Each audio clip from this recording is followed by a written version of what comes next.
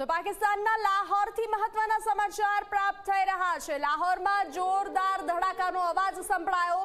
Lahore airport પાસે જોરદાર blast થયો। બ્લાસ્ટના કારણે એરપોર્ટ પાસે નાસભાગ મચી હતી। લાહોર એરપોર્ટ પાસે એક બાદ એક 3 ધડાકા। લાહોર એરપોર્ટ તાત્કાલિક અસરથી બંધ કરાવવામાં આવ્યું છે। જો કે આ બ્લાસ્ટ કયા કારણોસર થયો તે સ્પષ્ટ નથી। બ્લાસ્ટ બાદ લોકો ઘરની બહાર દોડી આવ્યા હતા।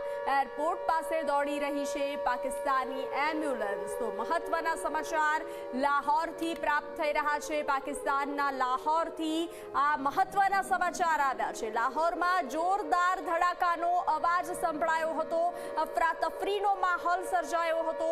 લાહોર એરપોર્ટ પાસે જોરદાર બ્લાસ્ટ થયાના સમાચાર મળી રહ્યા છે।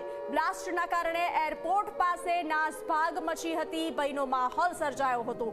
તો લાહોર એરપોર્ટ પાસે એક બાદ એક 3 ધડાકાના સમાચાર મળી રહ્યા છે। લાહોર એરપોર્ટ તાત્કાલિક અસરથી બંધ કરાવવામાં આવ્યું છે।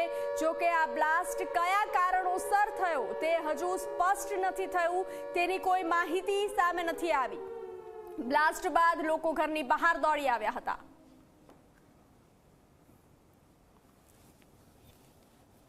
ये शॉट आ रहे थे, कह रहे थे रेडी स्टेडी, पता नहीं अपने मैं उसके बाहर आया। मैं तो वैसे भी वो मिसाइल था।